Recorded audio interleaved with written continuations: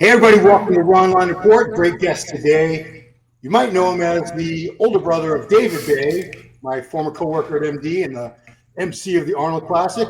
But this guy is a master trainer. He's a Dorian Yates HIT certified master trainer. He's got a great blog about HIT training on Baye.com, great YouTube channel.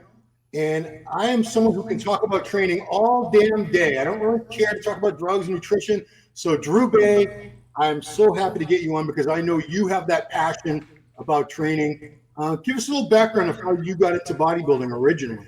Wow. Well, I think like a lot of guys our age, we were watching Arnold and Sly, Jean-Claude Van Damme, the action movies back in the 1980s. And I wanted to look like them. I wanted to look like a comic book superhero. Started working out pretty regularly when I was around 13 with some old iron weights and those plastic covered concrete weights that we got from one of my sister's friends' fathers, and a rickety wooden bench in the basement, and didn't have great genetics for it, but enough that I responded pretty well. And enough that I was encouraged to stick with it, and did that all through high school. Eventually ended up doing some natural bodybuilding, and trying to think I should probably talk about how I got into high intensity training since we're kind of going that direction. But that's how I got into bodybuilding. Got into HIIT specifically when I saw Dorian Yates. And I think we all remember this, Flex Magazine in 1993, the black sock photos. Oh, yes, yes. And it was just shocking. And I started reading everything I could about Dorian Yates and how he was training. And that led me to Mike Mentzer. And at the time I was doing typical bodybuilding training. I was probably working out about 2 hours, 4 days a week, sometimes 5, depending on how often I could get to the gym. And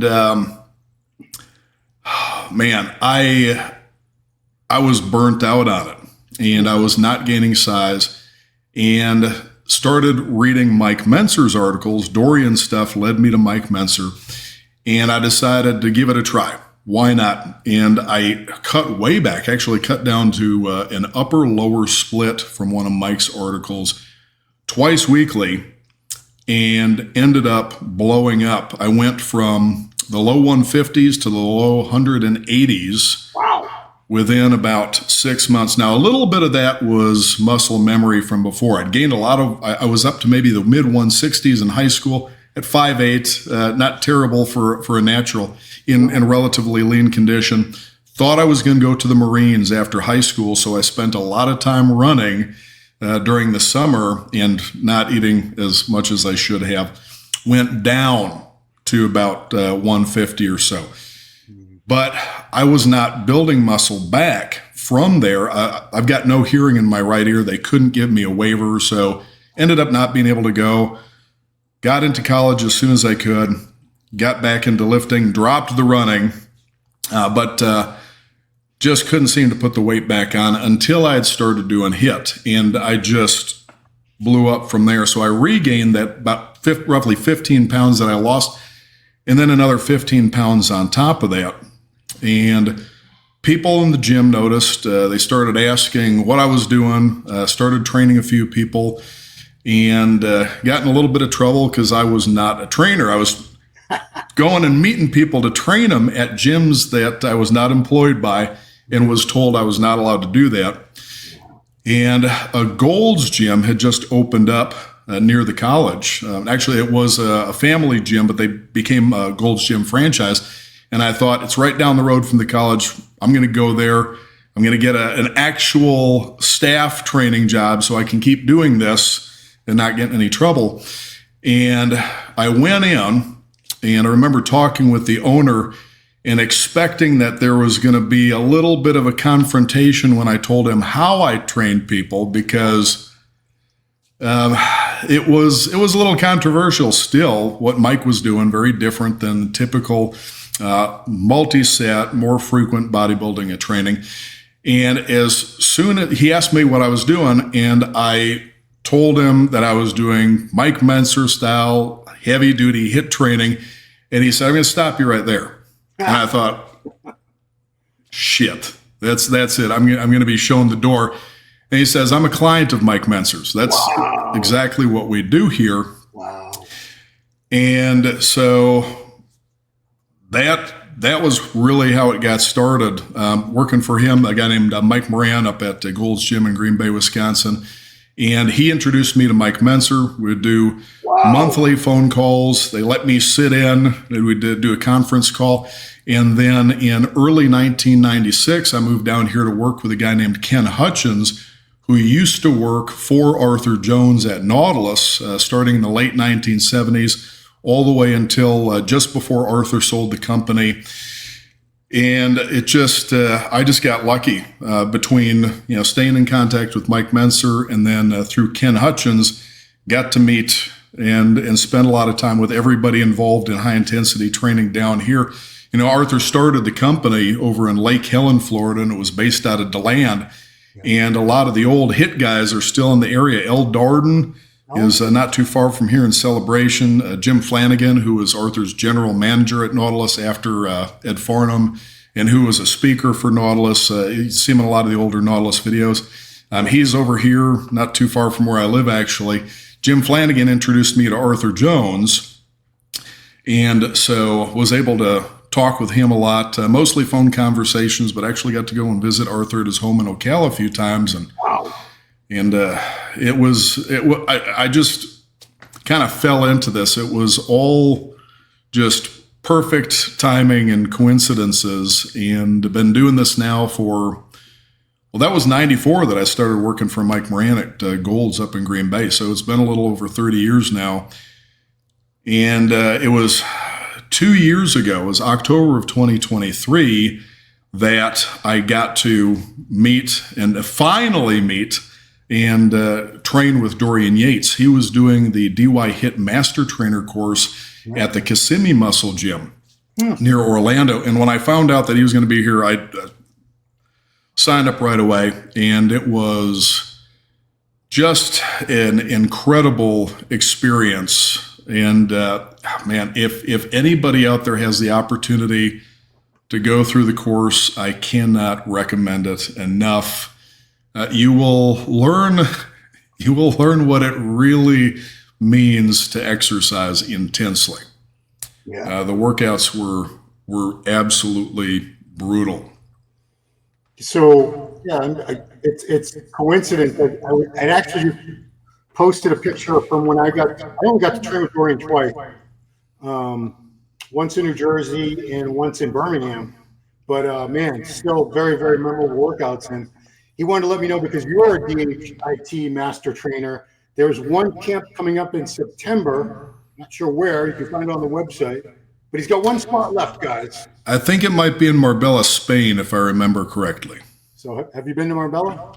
No, I would love to. Eventually, even though I've already gone through the course and I've already got the certification, I would love to go through it again, just to go through all the workouts with Dorian.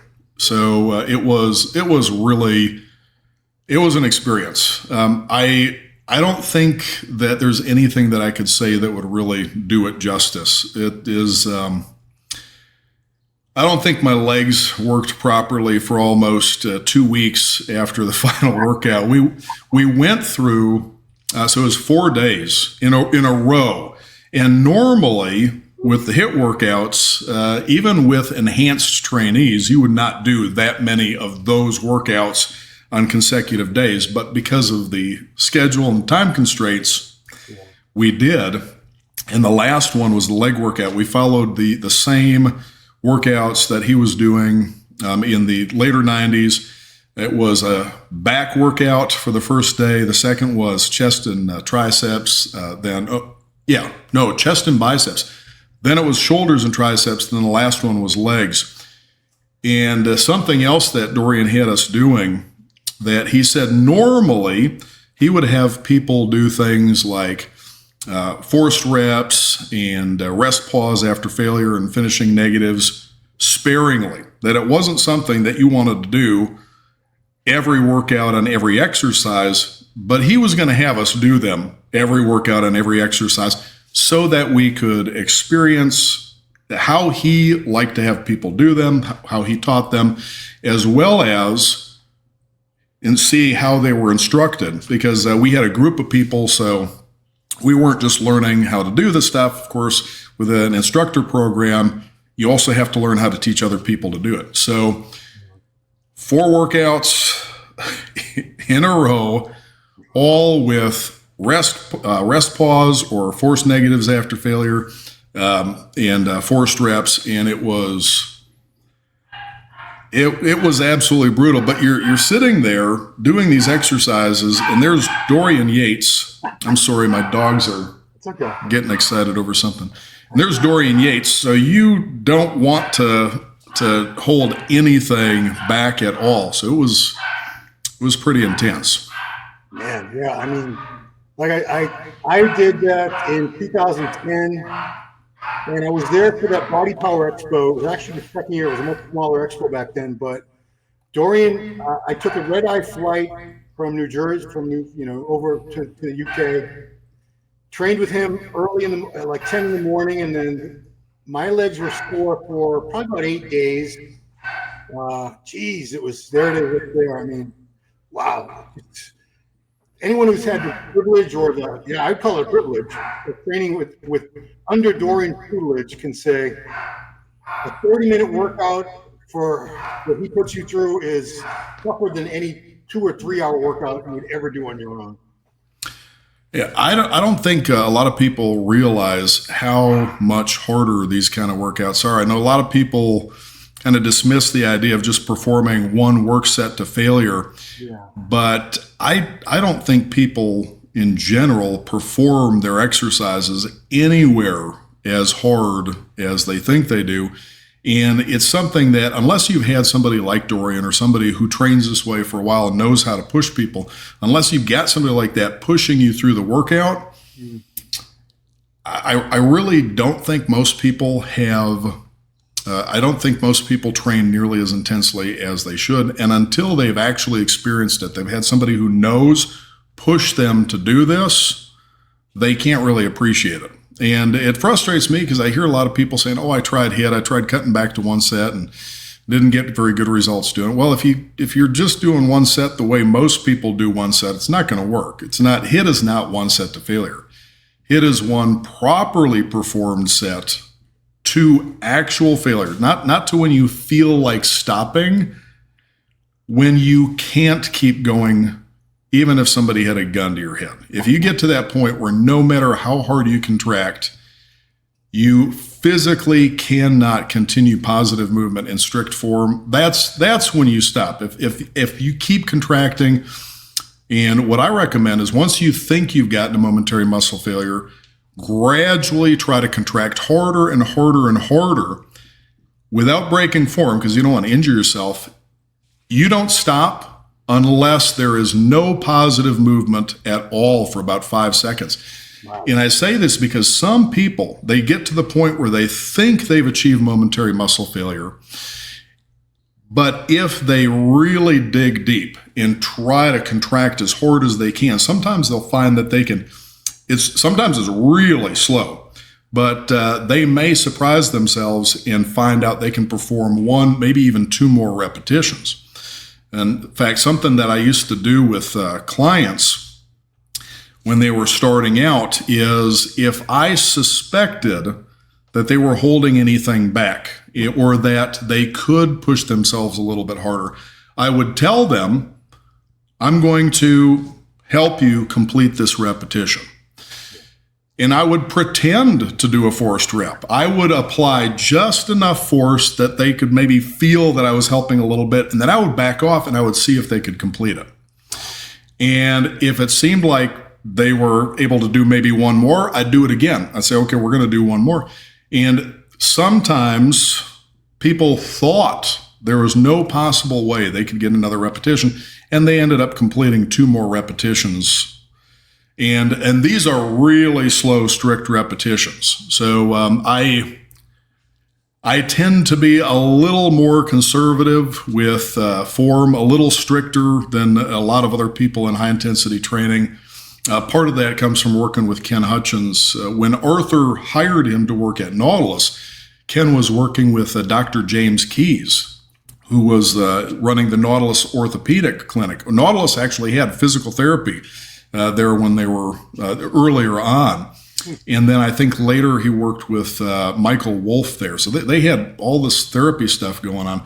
So instead of working with a lot of the bodybuilders like El Darden was, Ken was over on the rehab end of things. And also later supervised the exercise portion of a major osteoporosis study at the University of Florida that Nautilus had funded. So I got into this because of bodybuilding. And I thought that when I was doing personal training, I was going to end up working mostly with bodybuilders. That was my interest. Found out that most of the money is in middle-aged people needing to lose fat. And working with Ken, we worked with a lot of older, very frail and injured people. And it wasn't as exciting as maybe getting somebody ready for a contest. But on the upside, I learned how to work with and around all sorts of injuries and all sorts of conditions. And in doing so, also learned how to make sure that when you're training somebody, they can work as hard as humanly possible without sustaining those injuries in the first place. And quite frankly, I don't think most people need to train anywhere as strictly as what I do. It's not necessary for normal, healthy people that don't have any joint injuries, that don't have any kind of conditions, but there's also no downside.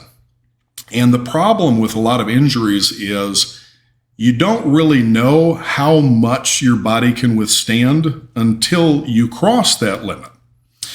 And so I've always been really, really strict with this. Anyways, coming back to the point. So when I've got people performing their repetitions, the reason that doing 1 to 2 more reps was significant is 1 or 2 of the repetitions that I would have somebody do is comparable to most people's, probably 3 to 5 repetitions. At the absolute minimum repetition cadence that I'm having most people using is a 5-second positive, about a 2 to 3 second hold at the end point on exercises where it's challenging to hold there, and then about a 5-second negative. And that's the minimum. If I got somebody that's a little more beat up or has some joint issues, I might have them go even slower, or in some cases, just have them do a static hold or a time static contraction. So another 1 more rep or maybe 2 more reps, you're looking at probably another 10 to 20 something seconds that they didn't think that they could have done. Yeah. So people are watching this, they want to know, is HIIT training really more effective than standard volume training? Have you worked with a lot of people who come from a volume training and higher frequency background or history and watch them make their progress? A lot of hip people are going to be upset with me for saying this, but no. Oh, okay. So here's the thing. You need 5 things if you want to get bigger and stronger. You have to train hard, you have to train progressively, and you have to train consistently. And the volume and the frequency of the training has to be within what your body can recover from and adapt to. There are a lot of programs, there are a lot of training methods that meet all of those requirements. The biggest difference is that HIIT isn't a specific program. Instead, it is a system of principles for designing programs and adjusting them to individuals based on how they respond to exercise. And you've got a huge amount of variability in individuals in terms of the amount of exercise that they can tolerate within some time frame and how quickly it takes their body to recover between workouts, or in some cases, how long it takes particular muscle groups to recover between workouts. So it's like height. You've got some people who are practically giants. They're 7.5 feet tall. You've got some people who are barely 5 feet tall. Most of us are somewhere in between. And with recovery, you have some people who can work out hard for an hour, 2 hours, most days of the week, and they can recover from and adapt to that because they have exceptional genetics for that. And you have some people at the extreme, and this is rare, but you do have some people who are just, they have such poor genetics that they can only tolerate a very small amount of exercise very infrequently. These are typically not the people that go to the gym to work out, though, because they usually have all sorts of other problems. So you're not really encountering them in most situations outside of rehab and working with chronically ill people. It goes pretty far in that direction. And most of us are somewhere in between. So if you've got somebody that has really good recovery ability, they can adapt to a higher volume and frequency of training. They can do a lot of stuff, and it's going to work pretty similarly for them because they can handle that. It's the people that are in the middle and lower that need to be a little bit more cautious with their volume and frequency and need to know how to adjust that to their body. And this is one of the things that is, I want to say that this is more of a HIIT thing, but there's a lot of HIIT people who don't understand this either. I get this all the time. People wanting to know what Mike Mentzer's program is. Right. And they just want to follow the routines that Mike did. Well, Mike would have told you that these are a starting point. This is not something that you just do as is blindly. You start with it, and then you adjust based on how your body responds to it. Now, this doesn't mean that somebody with exceptional genetics might not do a little better with a little bit more conservative volume and frequency, because exercise is only going to stimulate your body to produce an increase in muscular strength and size up to a point. Beyond some point, any more exercise is not going to provide any additional stimulus, but it does continue to increase the stress on the body that your body has to spend resources recovering from. And your body is not going to produce as much of the adaptations until after it has already recovered from that stress. Beyond the point where you've achieved the maximum stimulus, additional exercise starts to become counterproductive because it uses resources that could have otherwise gone to adaptation. Now this is, we're getting into optimal versus effective, but any program, literally any program, if you do it hard, progressively, and consistently, and you make sure that the volume and frequency is within what your body can recover from and adapt to, you're going to eventually get about as big and strong as your genetics allow. The thing is, people need to track everything that they're doing, make adjustments, measure, record, periodically evaluate and adjust, and then repeat until they find what's working for them at the time. Unfortunately, this is also a moving target. And as we get older, maybe, things change and so we have more or less stresses in our life. Maybe we're sleeping better or worse, eating better or worse. There's a lot of things that affect recovery in response to exercise that people may need to make changes in these things with. Now, while all sorts of different programs can be similarly effective, one of the differences and this is what I would consider modern HIIT versus the old school Nautilus stuff, is it is safer for people. One, if you're doing fewer exercises, that's less wear and tear on the body, fewer exercises and fewer sets. And if you're doing it with minimal acceleration, and instead of just focusing on making the weights go up and down, you're taking your time with your repetitions and you're trying to start gradually, accelerate minimally, move in a way that you're keeping the muscles under relatively constant tension. You're also going to have a lower risk of injury, both acute injuries, because you're going to have less of an increase in peak force with the lower acceleration. If you're not yanking, swinging, heaving, jerking, dropping, and slamming the weights, you're a lot less likely to tear something or avulse something or fracture something in worst cases. But also, if, let's say you spend 1 minute, and let's say you lift in 5 seconds, you hold for 2, you lower in 5 seconds. That's about 5 repetitions per minute. That's not a lot of repetitions. If you watch most people, they're going up and down in about a second. And I've actually spent some time watching all sorts of bodybuilders' videos, watching people in the gym and actually timing them. If I go to a gym to record video, I don't want to end up on a Joey Swole video. I'm very careful that I don't want anybody in the background. I don't want to get in anybody's way. I don't want to piss anybody off. So I wait until everything is clear. But I don't want to waste the time waiting. So I'm doing social media stuff there, or sometimes I'm just watching, not filming people, watching and just recording their set duration and their repetition duration, because it is something that interests me. A lot of people will perform repetitions that last maybe about 2 seconds, sometimes less. So most people in 1 minute might perform, if they did a set for a minute, might perform 30 repetitions as opposed to 5. Now, most people don't do 30 repetitions per set, but you see a lot of people doing still the 8 to 12. 8 to 12 has been a very popular repetition range for a long time.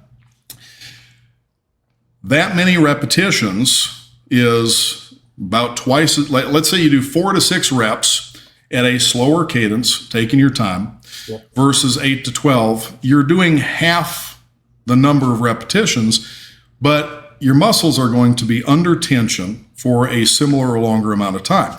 So in addition to the lower peak forces, less risk of acute injury, you have a little bit less wear and tear. And a big advantage to moving more slowly is that with the slower movement, you give yourself more time to react, to adjust based on what you're feeling during the exercise. If you've got maybe a shoulder issue and you're doing a pressing exercise and you're going at a typical cadence, at a typical speed, by the time you perceive that little pain, that twinge or that sharp pain in the shoulder, and your brain processes it and you realize what's happening, and then you make the decision, by the time you're able to act on that decision, you've already gone right through that position where it's irritating it, and maybe you have worsened an existing injury or condition or caused one. If you're taking your time with your repetitions, though, and as soon as you start, and actually if you're taking your time, you might not even have that because the forces involved are a little bit lower. But if you're taking your time with it, as soon as you perceive that, you've given yourself more time to make an adjustment so that you're not feeling that pain.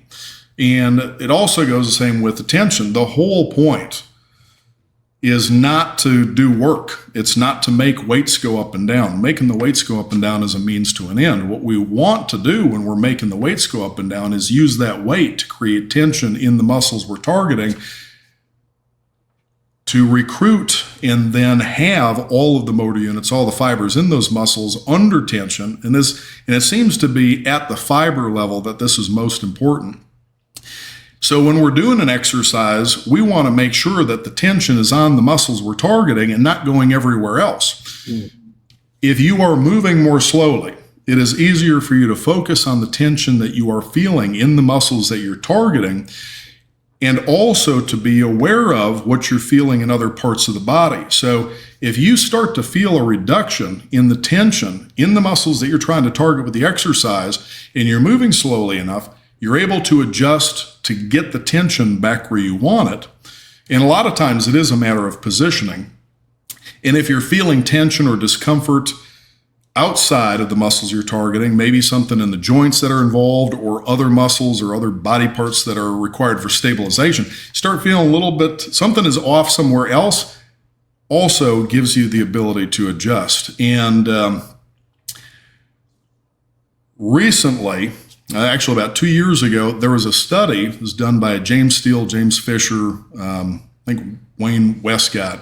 Oh, Wayne. Oh, Wayne. Yeah, Wayne has been around forever too. I got to meet him, man, this must have been like 97, 98. I haven't talked with him for a while, but I don't want to go off on a tangent of Wayne Westcott.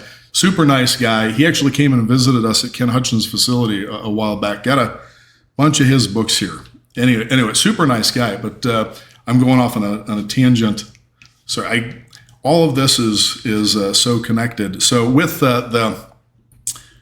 it's talking about the tension on the target muscles, and the study, they compared a 2-4, 10-10, and a 30-30 cadence, which so L. Darden came up with this idea where he'd have people do a 30-second negative followed by a single 30-second positive, another 30-second negative, 90 seconds.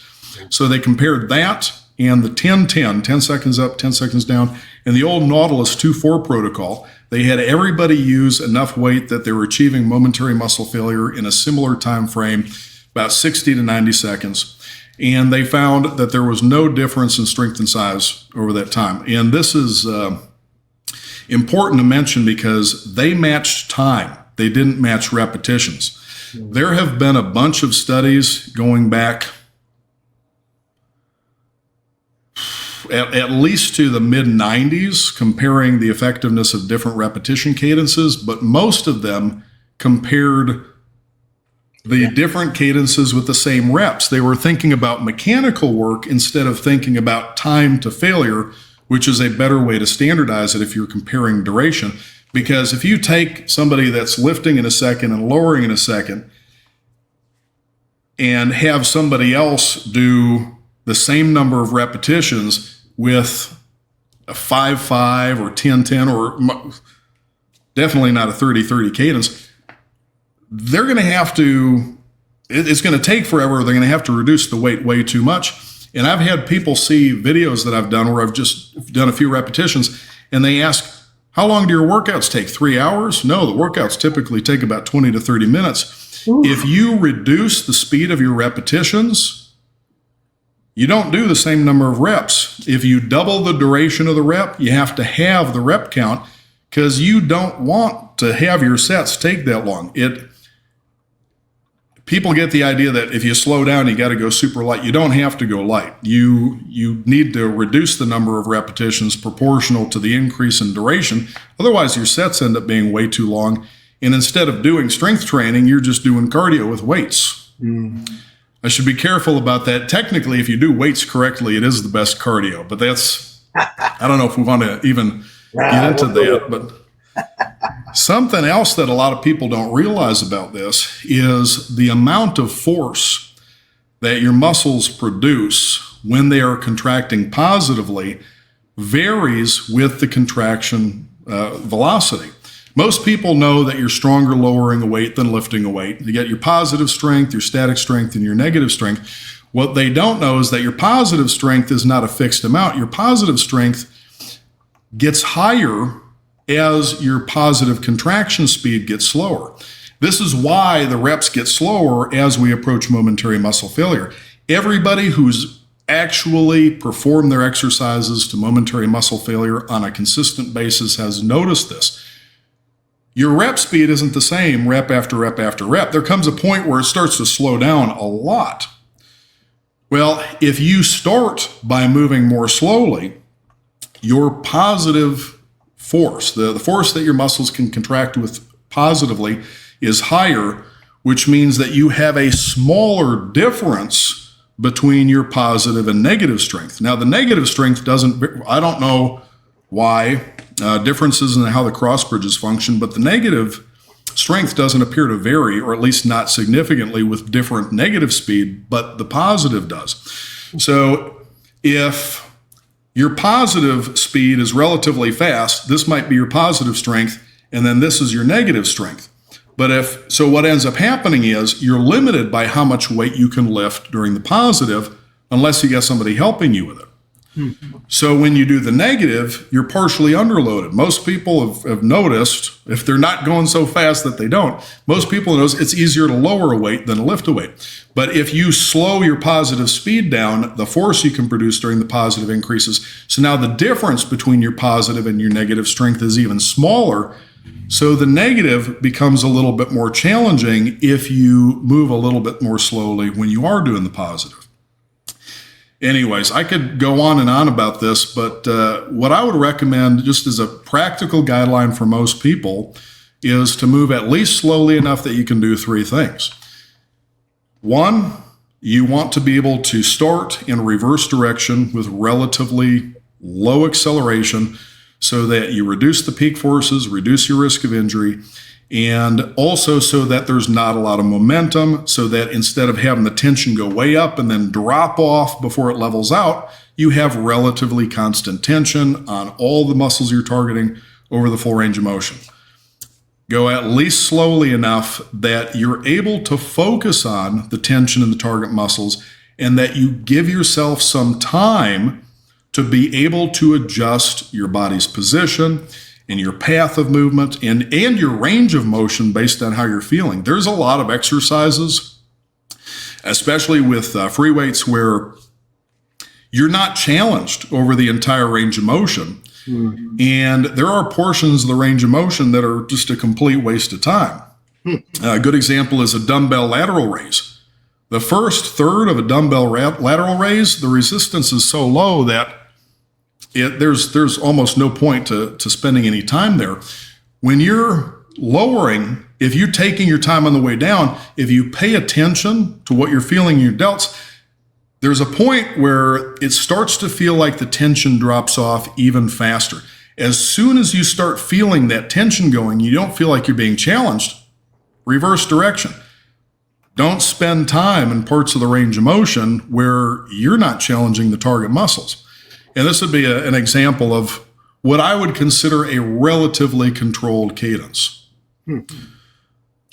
Quick question, Joe. You remember, you would know that the Mentzers were experimented with negative only training for a while, where they would lower like 500-pound bench press slowly for reps.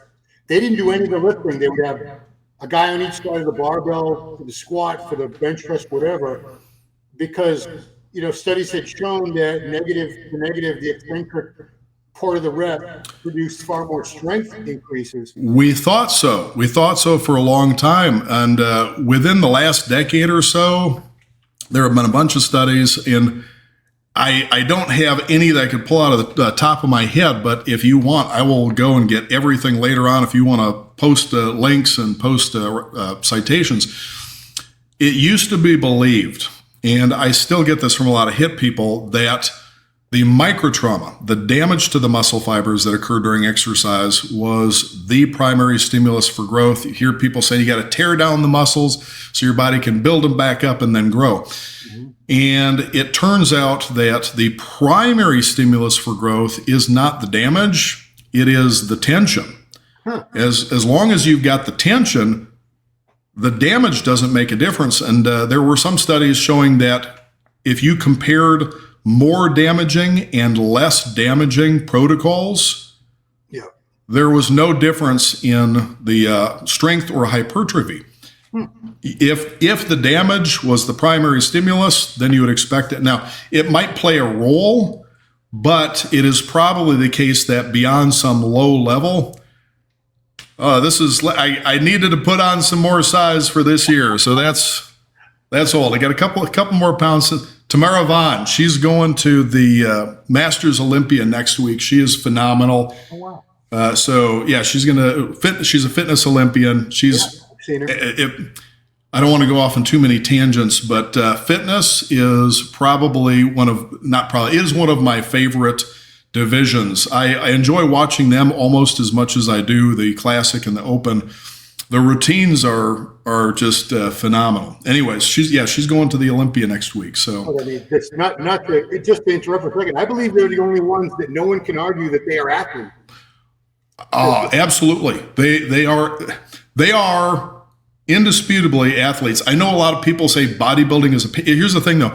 Anybody who says bodybuilding is not a sport has never stood up there being put through the ringer by the judges over and over and over, going through the mandatories. Anybody out there right now who says that bodybuilding is a pageant, it's not a sport, go get in contest condition, and then while you are in that condition, get on stage under those lights, and assuming that you get called out enough to be able to do this, you have the judges put you through 4 or 5 rounds of posing, and then tell me it's not a sport. They don't know because they haven't done it, and they have absolutely no idea how challenging posing is when it's done correctly. Bodybuilding is a sport. There is absolutely no question about it, because that posing is demanding when it's done correctly. Yeah, it's Yeah, I know. but the fitness competitors, holy shit. Yeah, there's something. And the crazy thing is they're being judged on their physique as well, so they're getting in the kind of condition that all the rest of us have to, but then they're going and doing these routines, which, I mean, you know what it feels like to be in that shape and just posing sometimes. You step off stage and you're trying to make sure that you don't fall right when you get past the curtain. Yeah. Going out and doing what they do in the condition that they're in is just incredible. And if anybody's never watched the fitness routines, I know a lot of bodybuilding fans probably they're just watching the posing routines, watching the prejudging. Watch some of these fitness competitors' routines. It is something. Again, especially when you consider the kind of condition that they're in. Yeah, I mean, I was at, I think it was the same Olympia when Missy Truckcart tore her patellar tendon on stage during a routine. And then I can't recall the woman who was the champ the year before that. I think she tore her hamstring on stage. And I know Whitney Jones had a lot of injuries from that. Yeah, so, I mean, yeah, but it's crazy if you see her at events. She still looks amazing, and she moves around like she's still in great shape. Of course she is, man. I wanted to share my Nautilus background with you. Yours is far more extensive, but that's actually how I got into bodybuilding. I picked up a copy of I had a copy of Flex magazine in the fall of '87, and I said I got to find out more about this sport. I want to look like these guys. So I was in college. It was my first semester. I went to the campus bookstore, and I said, what books do we have on bodybuilding here? And I saw the Nautilus bodybuilding book by Arthur Jones, and next to that was the Nautilus advanced bodybuilding book by Ellington Darden, PhD. So I bought both of those. I bought the advanced book because Boyer Crow was doing a Nautilus Preacher Curl on the cover. Yes, that was the book. Cool. That was the book right there, Boyer. Yeah, I've got pretty much everything old Darden wrote within arm's reach. Yeah. So I said, well, I want to get big fast. I'm going to go right to the advanced book. And I did, every chapter was like a shoulder, this and that. I did all the routines in there. And in fact, even though we had a free gym on campus with free weights, the Arthur Jones book, it convinced me that those are just obsolete caveman tools. Nautilus machines were the future. So the campus had a Nautilus room that you could join for a fee.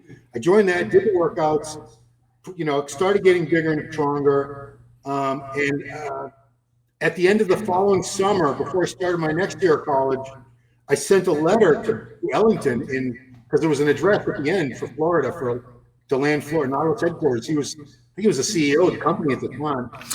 L was their director of research. Okay. And so I sent pictures and I said, can you rate my bodybuilding genetics? And I put my phone number and my address. And one day the phone rang and it was Ellington Darden. And I was taken aback. I'm like, oh my God, he's actually calling me. He said, you don't have the genetics for it, kid. You don't have the muscle bellies. But you know what? It's a terrible sport for most guys. They just throw their lives away anyway, going out to California and becoming bums. And I'm like, oh, I'll show him. And, so what are we now? Like 40 years later, he was absolutely right about the genetics. I had a great time.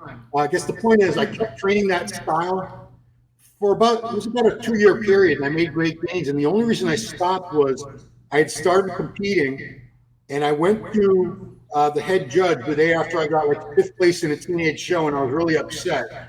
So I drove up to his gym. He owned a gold gym, and I wondered, what do I need to do? And he asked me about my training, and I said, well, I train the Nautilus style, one exercise per body part, full body workout. I think it was twice a week or three days a week.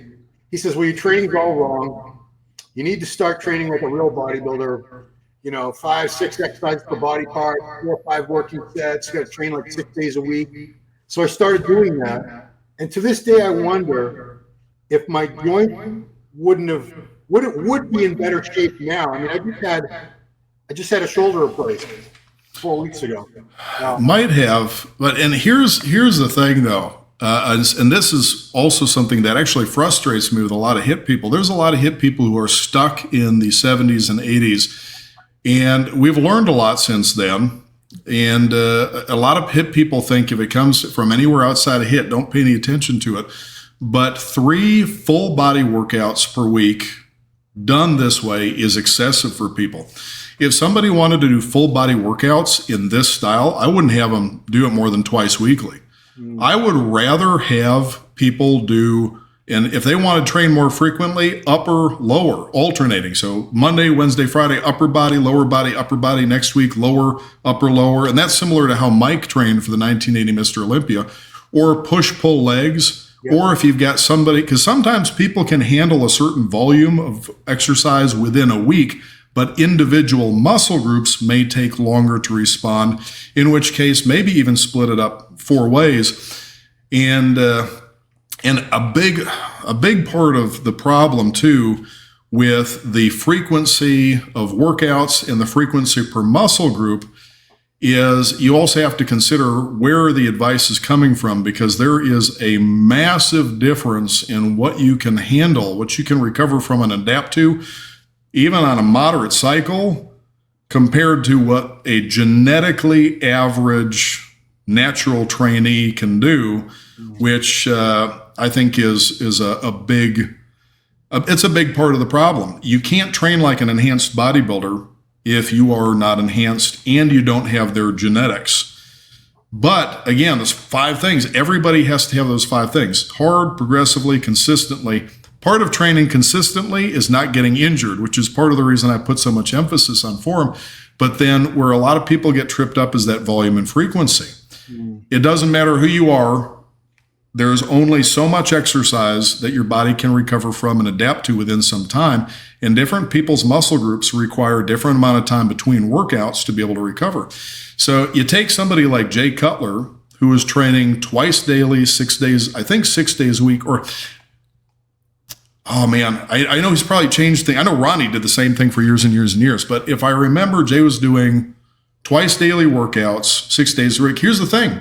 Jay's doing a lot of exercises. He typically does 4 sets per exercise. He's doing maybe 4 or 5 exercises per body part. But that volume and that frequency is within what Jay Cutler can recover from and adapt to.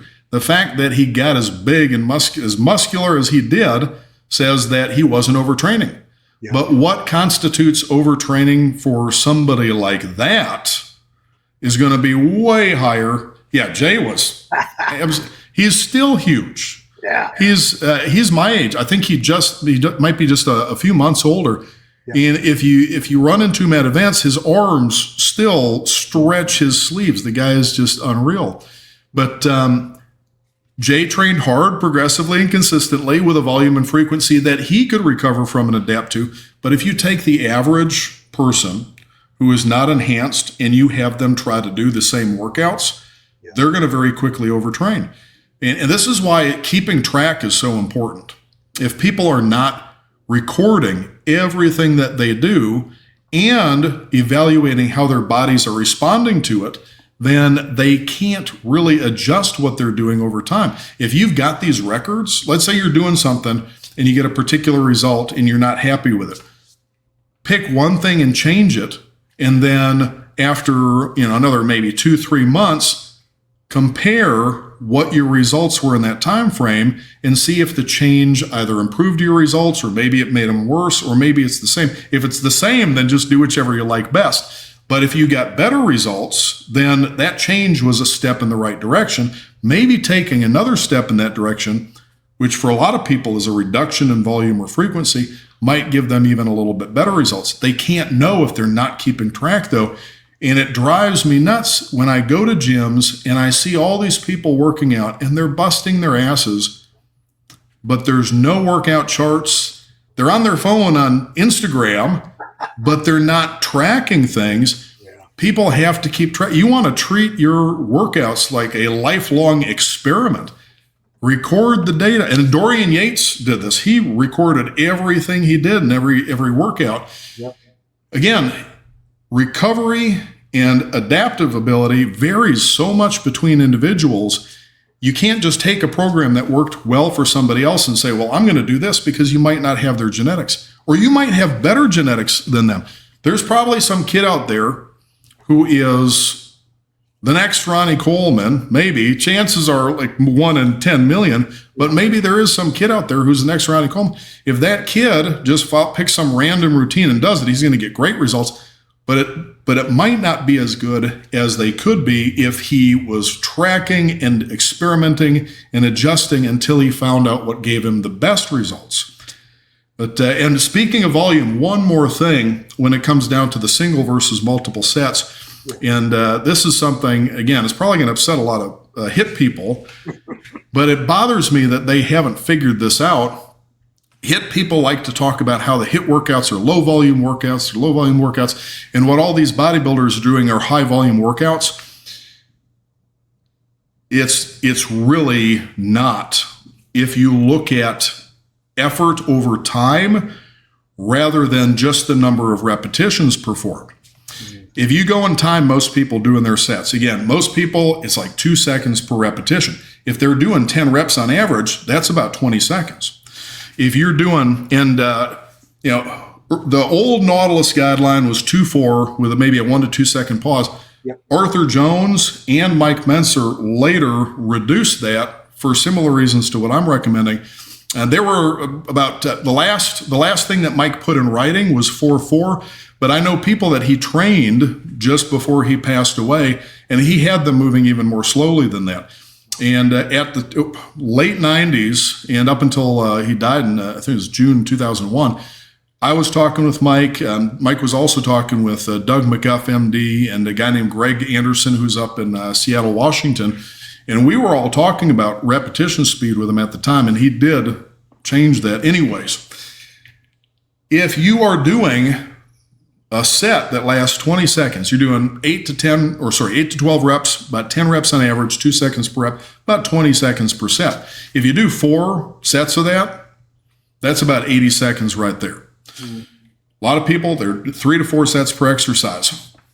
If you're not swinging and dropping the weight, if you're taking your time, and maybe it takes you almost as long per rep as some people do a few. Again, I like as a minimum cadence about 5-5 with about a 2 to 3 second hold. I like to really squeeze when I get to the end point. You're looking at about 12, 13 seconds per rep. So 5 repetitions is a minute. If you're aiming for 4, and I like 4 to 6 with that. The old Nautilus was 8 to 12. This is more than twice as slow, but we do half as many repetitions. 4 to 6 repetitions ends up being, and you also have to consider the reps get slower when you actually go towards failure. About 50 to 75, 80 seconds or so on average, you're doing the equivalent in that one set of the time of most people's 3 to 4. And again, most people don't go to failure when they're doing that. If they do, it's usually the last set. It's almost like you're just doing the sets consecutively. But if you go and you watch bodybuilder doing typical form, you time all their sets, and they're doing maybe 5, 6 exercises, and they're doing 3, 4 sets of each exercise. They might be in the gym for an hour, hour and a half or longer, but the difference in the time that they are putting their muscles under tension is not that much different than somebody who's doing maybe 7 or 8 exercises where they only do 1 work set to failure. That takes, again, maybe 50 to 75, 80 seconds. And some people go a little bit longer, about 60 to 90 seconds. A lot of times on stuff like leg press or deadlifts or squats where the spine is involved, but want to be a little bit more cautious. So the difference in a lot of conventional bodybuilding workouts and what I would call modern HIIT workouts isn't in the volume per workout. It's just the distribution of the volume over time. With the HIIT workouts, it is continuous tension for, again, let's say 50 to 80 seconds in a single set, all the way to failure, as opposed to 3 to 4 sets, maybe 15 to 20 seconds each, where you maybe get to failure, maybe, because a lot of people don't even do that on their last set. So it's actually not that different. It is a little bit more demanding because you don't have all the rest between sets, but in terms of the volume, and this is why If you do the sets in this way, you have to be careful to not do more than one set per exercise or do too many exercises in a workout. If you're doing a set that takes 15 to 20 seconds, you need to do more than that. You're not going to be able to get all the motor units in the target muscles. It's going to take you a few sets. If you do it that way, that makes sense to have more than one. But if you're doing a single longer set, and even if you look at how they were doing it at Nautilus, if you're taking 2 seconds to lift and you're pausing for a second or two and then 4 seconds to lower, you got 8 seconds per rep. So 8 to 12 repetitions, you're looking at about a minute to a minute and a half or so with that. So even back then, again, I'm doing half as many reps, but they're about twice as long, but it's still a similar time frame. But if you do one set that lasts that long, that's about as much as you want to do, especially if you start throwing in a few forced reps. If you actually go to momentary muscle failure and then you start adding in forced reps, and although I don't think most people need those things if they're going to momentary muscle failure. I think a lot of people who are doing those things aren't going to momentary muscle failure, and that is how they get that last little bit out of it. And they just need to learn to push themselves harder. But in terms of volume, these HIIT workouts are actually comparable to most bodybuilding workouts if you think of it in terms of effort over time. The frequency is a little bit different. For most enhanced trainees, if you're doing it this hard, 3 to 4 days per week, every other day, or maybe like Dorian did Monday, Tuesday, and Thursday, Friday is probably enough. If you are not enhanced, I would be a little more conservative with the workout volume and not more than 3 workouts on non-consecutive days for somebody who's natural, probably fewer exercise. Again, they have to experiment. You might get a natural who's genetically exceptional who can do more. There's a tremendous range, and there's going to be some freaks. Again, most of us are somewhere between 5 and 6 feet, but there are people over 7 feet out there. Again, there's guys that are like 3 feet tall. So you got to be careful not to say everybody should train this way, but most people seem to respond well to this because there are some freaks. But for most genetically average natural trainees, if they wanted to do a HIIT workout, I would not recommend more than 2 full body workouts per week. But if they want to do more frequently, again, upper, lower, just alternating every other day or 3 days weekly, or push-pull legs. So, I interviewed Dorian, just to interrupt, but I interviewed Dorian a couple months ago, and I said, if you had trained like Ronnie Coleman, and Ronnie Coleman had trained like you, swap training styles, do you think you would have looked the same and he would have looked the same? And he said, our training styles, when you break it down, it really just speaks to everything you just went over. They really weren't that different because, he trained at a slower pace. Ronnie did his reps faster. The amount of tension that was probably put on their muscles wasn't that different. So they probably would have both looked the same. But this is the last thing I want to ask you about, because I've been around this industry for almost 40 years now, and I've seen plenty of people with average genetics, obviously, and I've seen some people with awful genetics, and I've seen some people with God-given spectacular genetics. And the conclusion I've come to, and it sounds horrible because it's gonna hurt a lot of feelings of a lot of people, but I'd say if your genetics are awesome, incredible, any style of consistent hard training is going to result in an exceptional physique. If your genetics are awful, doesn't matter how great you train or even how many PEDs you push, you're never going to look like anything special. So please comment on that. Absolutely. And it's unfortunate that most people don't realize this because I think it leads to a lot of frustration. The number of people that have the genetics to become champion bodybuilders, to become the absolute best of the best, is extremely small. And even if you look at all the guys on the Olympia stage, although I think they were better in the 90s. Sorry to everybody who's competing now, but Sean Ray, Dorian, Kevin. Flex Wheeler, Kevin Levrone, Lee Labrada. Some of these guys looked like Greek statues. They were. Milos. Milo Sarcev, and that's all he did is compete. It seems like he do like 30 something. It was just some huge. He did 90, close to 90 overall. Yeah. Wow. Yeah. I know it was a lot. Yeah, it was a lot. I didn't realize it was that much. But these guys had phenomenal genetics. But even if you look at all the guys that are on stage right now, the Olympia, the Arnold, you can, pick little things and say, well, they maybe don't have as well-developed calves, massive thighs, and then where are the calves? Little issues with shape and proportion. Maybe one guy's lats don't go as low as it. Even these guys have little flaws. Most people, I would say most people do not have the genetics where they could get on a bodybuilding stage and look impressive.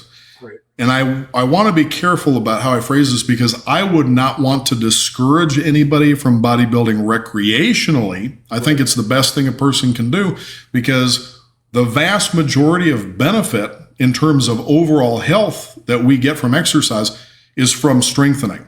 Literally every single person that is capable of doing so should be strength training.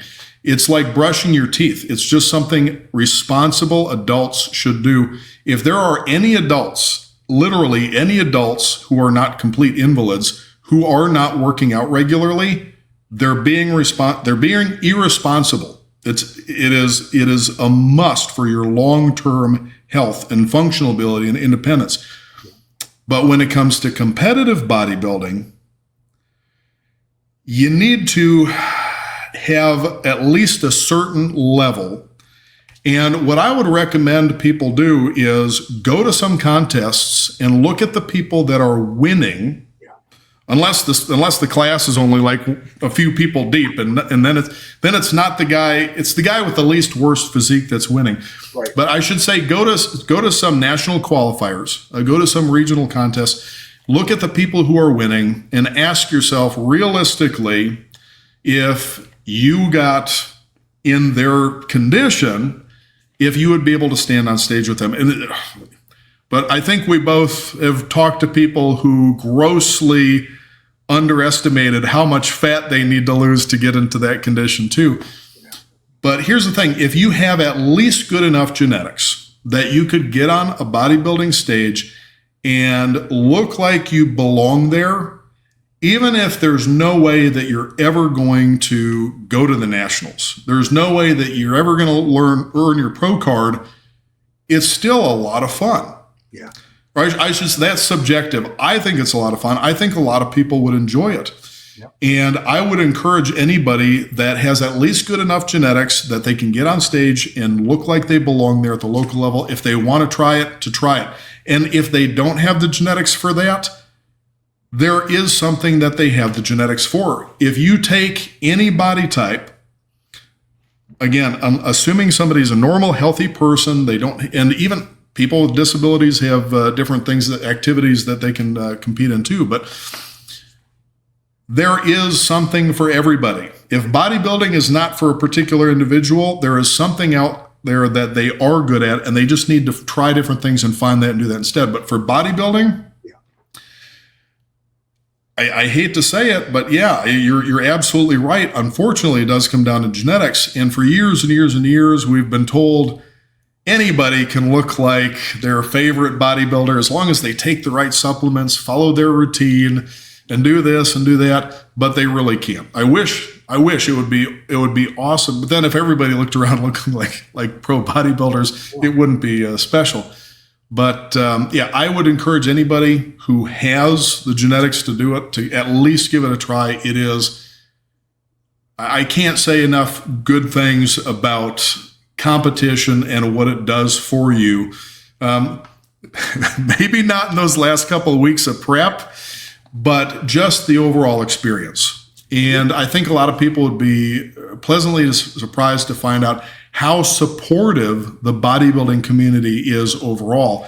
And especially going to a lot of the contests around here. So I tried to go to every NPC contest that is within driving distance.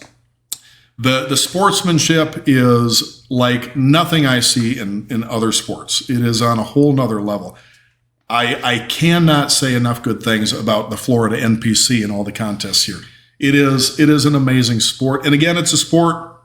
And one more time, I'm going to challenge anybody who doesn't think it's a sport to get in contest condition and then get up on stage and go through all those rounds of posing. Then, if you still don't think it's a sport, fine.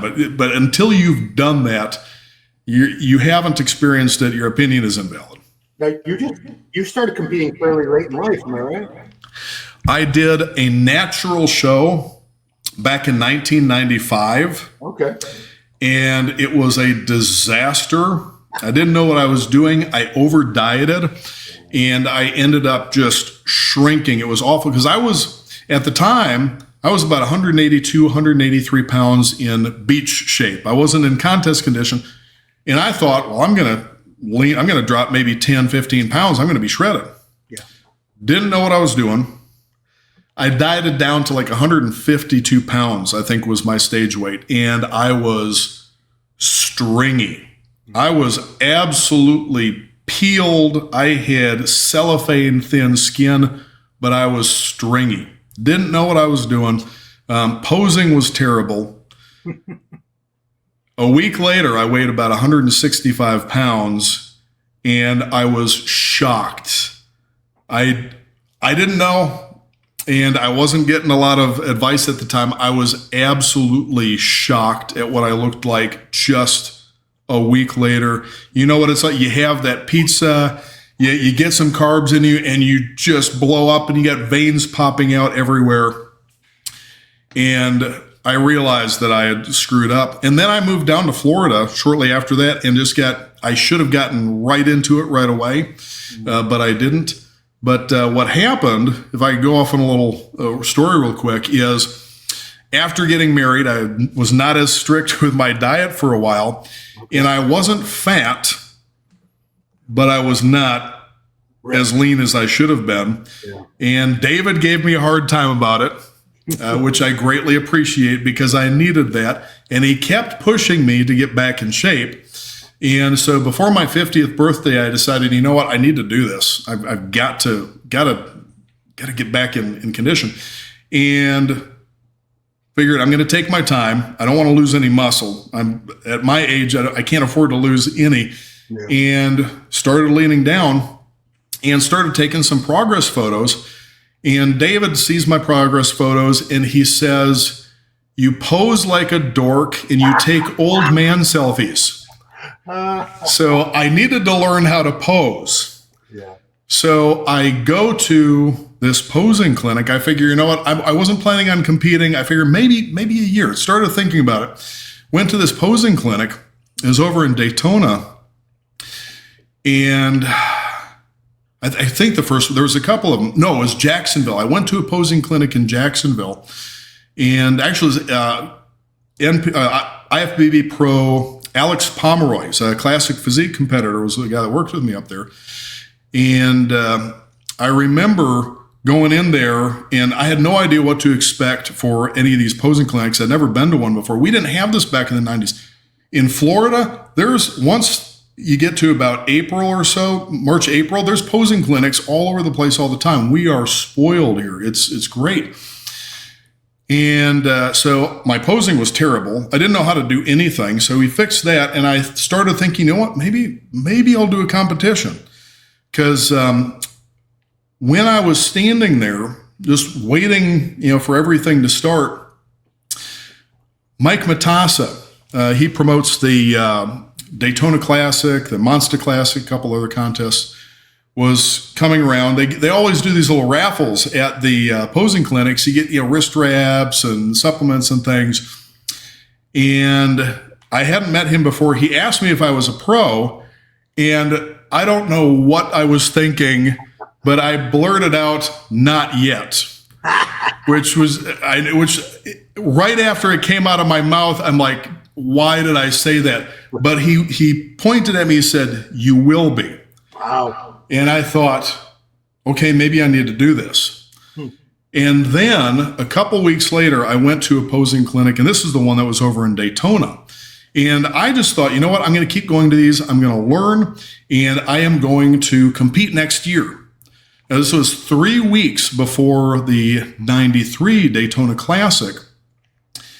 And we're all doing the posing clinic, and then everybody's talking about, what contest are you doing? What contest are you doing?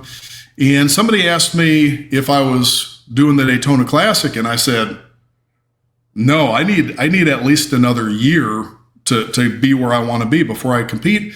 And a couple of people said, no, you're ready now. You step on stage. So, and this was from the Badger State Championships. This was 3 weeks after that. So I figured, you know what, 3 weeks, why not? And IFBB Pro Jordan Wise helped me with my prep for that.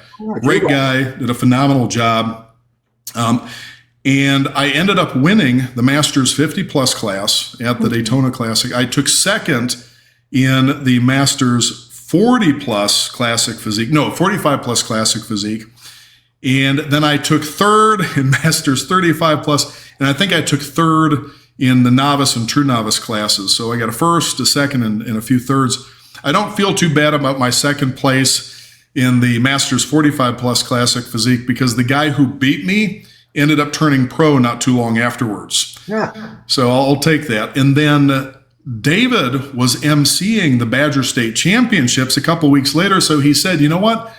Stay lean for 3 more weeks. Yeah. Come up to Wisconsin, do this contest that I'm emceeing. It'll be fun. Yeah. And so I went up there, and they didn't have Masters 50 plus or Masters 45 plus body or classic physique. They had Masters 35 plus classic physique and 35 plus bodybuilding. So I figured, you know what? I'll do the bodybuilding classes. Why not? I'm up there anyways, even if I don't do well, because I had to make weight for classic physique. I'm 5'8", so I have to be under 187 pounds. Yeah. So, and this was from this last year for the Daytona Pro-Am. But so I ended up winning the Masters 50 plus and Masters 40 plus bodybuilding at the I won the Masters 35 plus because there was nobody else in that class. So I don't really count it. It's not a win. I just was the only one there. But I won. I competed against other people and won the Masters 50 and Masters 40 plus. And then I got third in the Masters 35 plus in the bodybuilding, classic physique. It was the first for the bodybuilding. So I figured, you know what? Yeah, let's do this. Get a little bit bigger, compete again next year, and did pretty well. First place in the Florida State NPC Florida State Championships this year, Deke Warner's show, and then I placed second in Masters 50 plus classic physique at the Tampa Extravaganza at the NPC, the IFBB NPC Tampa Pro-Am, and then in Daytona also got second place. And I got the same feedback from the judges on both of those. Conditioning was good, legs were good. I need more size on my arms and a little bit more on my upper chest. So that's pretty much what I've been focusing on. Also, and I've gotta give credit to IFBB Pro Jimmy Mentis. I met Jimmy at a posing seminar at the Kissimmee Muscle Gym the previous year, and I worked with him and again, Jordan Wise was absolutely phenomenal. I can't say enough good things about him, but it was easier working with Jimmy. We hit it off at the posing clinic, and he's right over here by the Kissimmee Muscle Gym. So working with Jimmy Mentis has been phenomenal. Made a huge difference in the posing, and he's helping me put on a little bit more size before I compete again. And I really wanted to do Daytona this year, but it's 10 weeks, and I'm not 10 weeks out. But yeah, Jimmy's absolutely phenomenal. Cannot recommend him enough. So yeah, it was. It's been 2 years in Masters 50 plus classic physique, which is my primary focus. Yeah, I've got. The 2 first places and the 2 seconds, and then I got the first in the Masters 50 plus bodybuilding. So for all the 50 plus stuff, I'm doing pretty good so far. Absolutely. And hopefully, and I keep replaying in my head what Mike Mentzer said. I can picture it clear as day. I want to eventually go to Masters Nationals and earn my pro card just so I don't let them down. That's awesome, man. All right, cool. Well, it's been very enlightening. Well, it's been many years, I should say, since I spoke to anyone who practiced the HIT philosophy and coached people and trained people in that style. And, you made very convincing arguments. And I always say, even if you guys have been doing volume and it's working okay for you, try everything. Try everything and see if this might work even better for you. This is my recommendation. First off, and this is some people have to understand, a lot of people are worried that if they stop working out for a couple days, they're going to start losing muscle. You have to stop working out for a lot longer.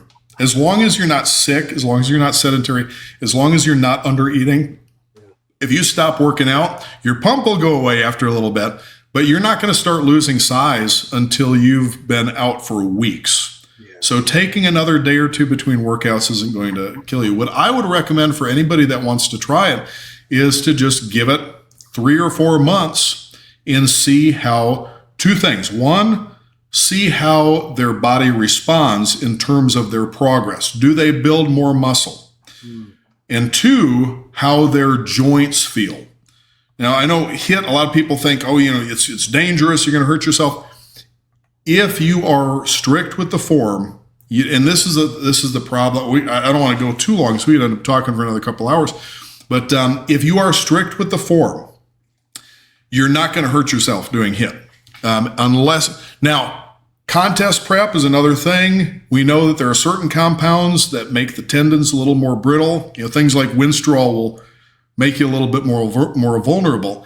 You do have to be a little bit more careful with loads and form in contest prep, but pay attention to how your body responds and pay attention how your joints feel. I think most people will find if they do this correctly and they do it with reasonably strict form, that at the very least, they're going to have the same results and they're not going to feel as beat up. And some people who have a little bit less capacity for recovery and adaptation are going to find that with a little bit of a reduction in volume, they're going to get better results. Yeah.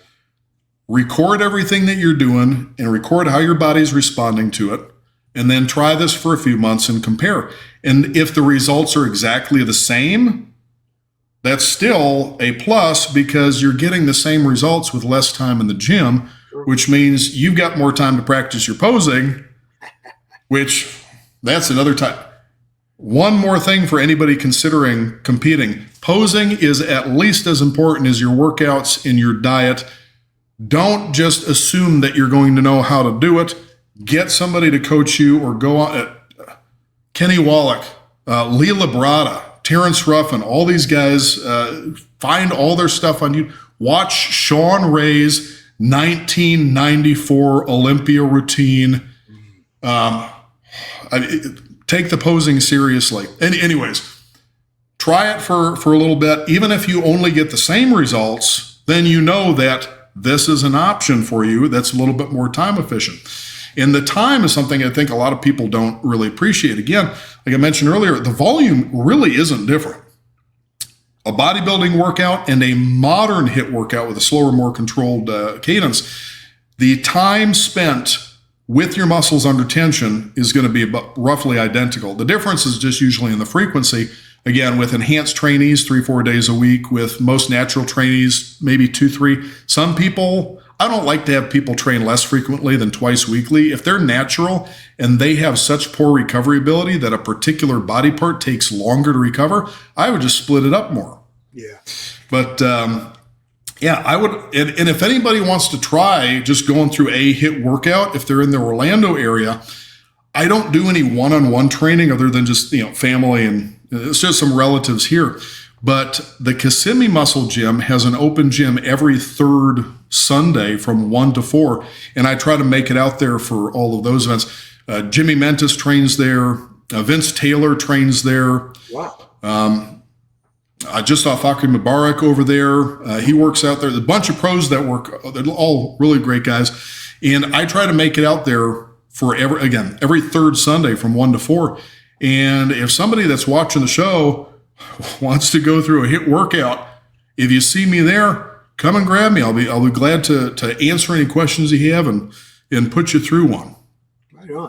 Oh yeah, John, holy crap. His arms, Look, and he should have pulled up his sleeves for this picture. Just unreal. Yeah. It's something standing next to him. Like, it's one thing to see the photos, but it's hard to really appreciate how big he is. Well, you know what it's like. Everybody's looks, but you got to kind of stand next to some of these guys to really appreciate the kind of shape that they're in. Yeah, he looked absolutely phenomenal. I stood next to Ronnie when he was 330 pounds, Nasser when he was 330 pounds. Wow. I would feel like a hobbit standing next to those guys. Ed Kovacs when he was 400 pounds. These were the days. Anyway. Wow. Yeah, he was just massive. That was a mountain of a man. Anyway, Drew, thank you so much for taking the time, and you're clearly a very, very intelligent, well-educated guy. I love to talk to people who really come at it from that scientific point of view and break it down the way that you did, instead of just lift heavy and train hard. That doesn't really help. Training hard is the first thing, but you want to do it in a way that is also relatively safe and time efficient. If I had to summarize everything, that's really what it comes down to. I want people to get the best possible results from their workouts, and you have to train hard to do it. But in the long run, your health and your time are your two most valuable resources. And I don't want people to get hurt, and I don't want people to spend more time in the gym than they need to get best results. That's what all of this comes down to. So follow Drew on Instagram at Drew Baye. Check out his HIT blog and his other services available on Baye.com. He's got an awesome YouTube channel. He was able to get his own name on there before someone else grabbed it. Drew Baye. So that's it, man. Thank you so much for taking the time. Well, thank you for having me on. This is great hanging out and talking. And next time you're in Central Florida, let me know. We need to get together and train. It'd be fun. Oh, my shoulder will be all nice and strong by then again. So yeah, we'll be good. And if it's not, I can go over some stuff. I've worked with people, shoulder problems, neck problems, spine problems, you name it. I can show you a few things that we've done with different issues to work around that, so you can still train it without irritating it. Well, this is $40,000 worth of titanium in there. I'm good. Woo. Well, hopefully you're fully recovered then by the time you come down here, so we can just go all out. Sounds good. All right. Well, thank you, Drew, and everybody. Thanks for watching Ron Line Report with this man, Drew Baye, all about HIT training. And we'll see you next time.